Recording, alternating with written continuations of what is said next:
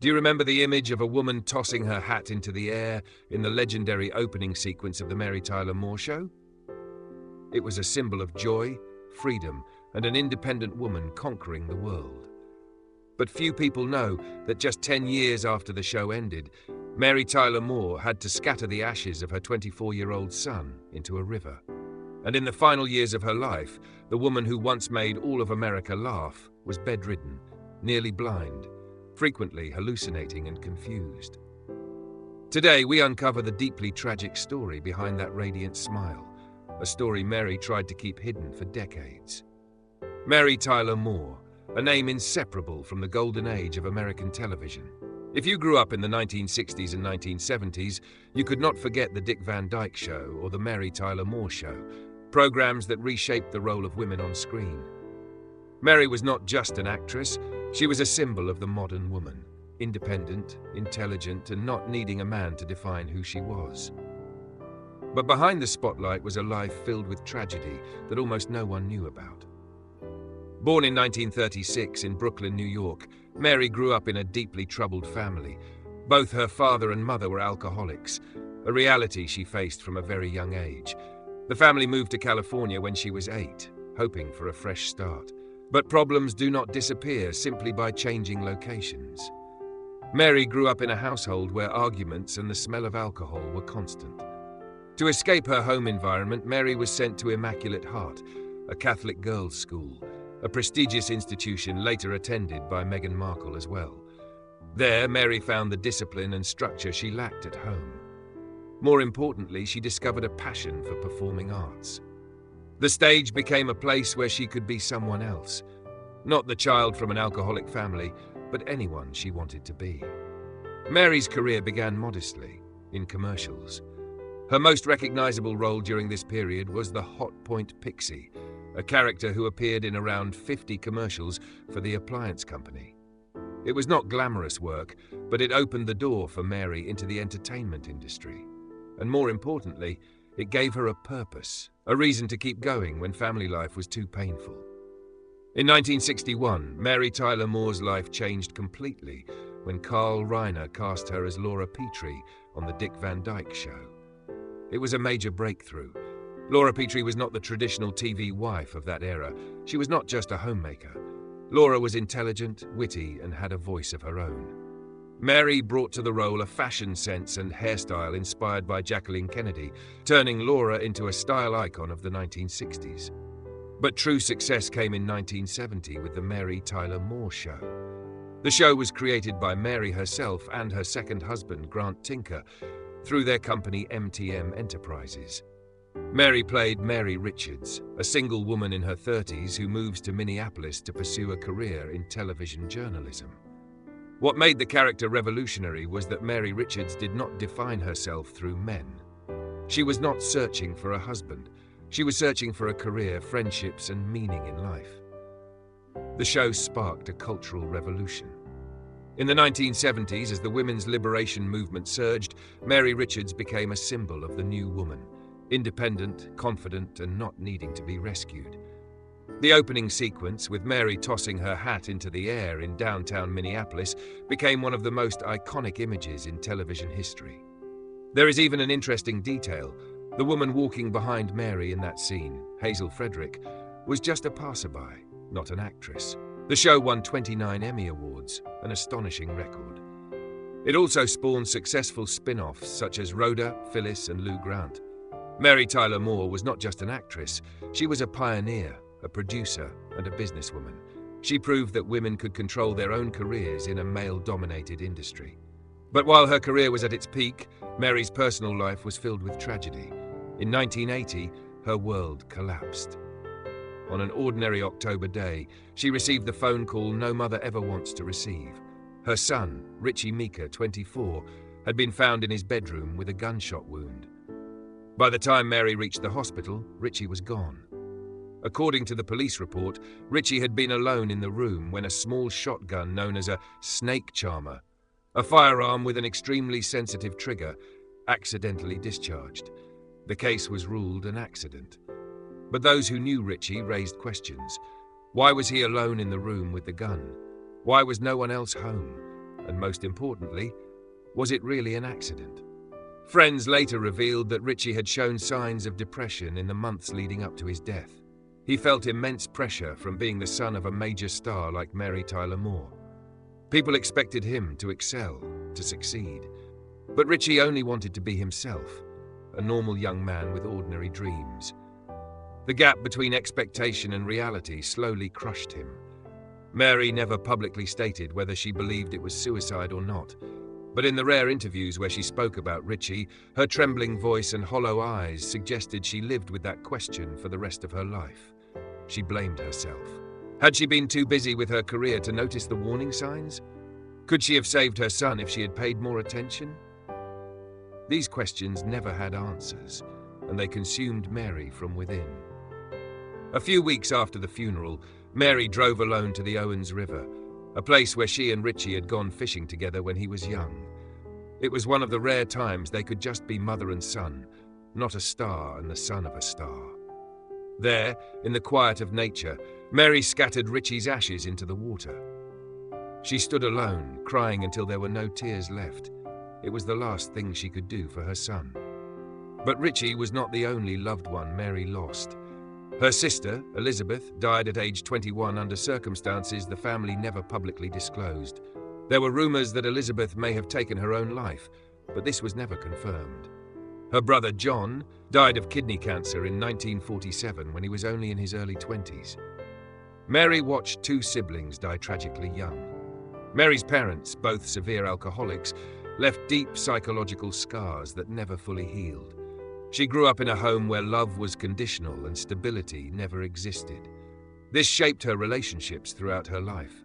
She went through 3 marriages, and her first 2 husbands both died before her. It was a relentless series of losses. Every time Mary thought she had found happiness, fate took it away. When Mary was just 33 years old, at the height of her career with the Dick Van Dyke Show, she received a life-changing diagnosis: type 1 diabetes. This was not diabetes caused by lifestyle or diet. It was an autoimmune disorder in which the body's immune system attacks and destroys insulin-producing cells in the pancreas. There was no cure. The disease would stay with her for life. Mary's life changed completely. She had to inject insulin multiple times a day, constantly monitor her blood sugar, and carefully balance food and physical activity. A small mistake could lead to coma or even death. But Mary decided not to let the disease control her life. She kept working, kept smiling, kept living as if everything were normal. But behind the scenes, it was an unending battle. One of the most devastating complications of diabetes is diabetic retinopathy, damage to the retina caused by high blood sugar levels. Blood vessels in the eyes begin to deteriorate. At first, Mary's vision only became slightly blurry. She needed stronger glasses. Then she began seeing dark spots floating in her vision. Then blind areas appeared. Slowly, over decades, diabetes gradually stole her sight. In the final years of her life, Mary was almost completely blind. The woman who had once been a fashion icon, admired by millions for her radiant appearance, could no longer see her own face in the mirror. She could not read books, could not watch television, could not see the people she loved. Her world became total darkness. For someone who had lived by images, this was an unimaginable loss. But diabetes was not the only battle. After Richie's death in 1980, Mary fell into deep depression. She began drinking to numb the pain. At first, it was just a glass of wine in the evening. Then it became several glasses. Then it became an entire bottle. She knew she was following the same path as her parents, the path she had hated her entire life. But she could not stop. Alcohol was the only way to temporarily escape the crushing grief. In 1984, after an intervention by a close friend, Mary agreed to enter the Betty Ford Center in California. This was a well-known facility specializing in the treatment of addiction, particularly among celebrities. For 6 weeks, Mary faced her demons. She participated in group therapy sessions, learned how to cope with pain without alcohol, and began the healing process. When she left Betty Ford, Mary was sober. But the battle with addiction never truly ends. Every day she had to choose not to drink. Every day she had to face cravings, but she succeeded. For the remaining more than 30 years of her life, Mary never touched alcohol again. In the late 2000s, a new challenge emerged. Doctors discovered a tumor in Mary's brain. Fortunately, it was benign, not cancerous, but its location was extremely dangerous and surgery was mandatory. Brain surgery always carries risks, nerve damage, personality changes, or even death. But Mary had no choice. Without surgery, the tumor would grow and eventually kill her. The surgery was technically successful. The tumor was completely removed. But there were unintended consequences. After the operation, Mary was never quite the same again. Her memory began to decline. She became more easily confused, and combined with complications from diabetes, her health deteriorated rapidly. The final years of Mary Tyler Moore's life were a brutal reality that few people knew about. The public still remembered her as the radiant icon on screen. But in truth, Mary was living in a dark and confusing world. She was almost completely blind. Her world consisted only of darkness and faint, blurred images. She could no longer care for herself. She could not bathe, dress, or eat without assistance. Most of the time, she was confined to a bed or a wheelchair. The legs that once danced across the stage could no longer support the weight of her body. But worse than the blindness and physical confinement was her mental condition. Due to a combination of diabetes complications, the effects of brain surgery, and possibly old age, Mary began to suffer from dementia. She frequently experienced hallucinations, seeing people who were not there, hearing voices that did not exist. Some days she believed she was still on a film set, preparing to shoot the Mary Tyler Moore Show. She would ask about Dick Van Dyke, about co-stars who had passed away long ago. Mary was also often confused. She did not recognize her third husband, Dr. Robert Levine, the man who had been by her side for more than 30 years. At times, she called him by the name of her first husband, who had died decades earlier. At other times, she asked about Richie, forgetting that her son had died in 1980. Dr. Levine later shared in a rare interview that this was the most painful period of his life. He had to watch the woman he loved, the woman who had once been intelligent, witty, and radiant, slowly disappear before his eyes. Mary's body was still there, but her mind was lost in a maze of fragmented memories and hallucinations. Occasionally, there were moments of clarity when Mary recognized herself, recognized her condition, and those moments were even more painful because she knew she was slowly losing herself. In early January 2017, Mary's health deteriorated significantly. She began experiencing shortness of breath. Doctors diagnosed pneumonia, a dangerous illness, especially for the elderly and for someone with a weakened immune system like Mary. She was admitted to Greenwich Hospital in Connecticut. Doctors did everything they could, but Mary's body was too weak. Diabetes had damaged most of her internal organs over nearly 50 years. Her lungs were not strong enough to fight the infection. On January 25, 2017, with Dr. Levine holding her hand beside her, Mary Tyler Moore stopped breathing. The official cause of death was cardiopulmonary arrest and pneumonia. She was 80 years old. News of her death quickly spread around the world. Television networks replayed classic clips from the Mary Tyler Moore Show. Hollywood stars posted tributes. President Barack Obama, who had left the White House just days earlier, also sent his condolences, saying that Mary had inspired millions of American women to pursue their dreams.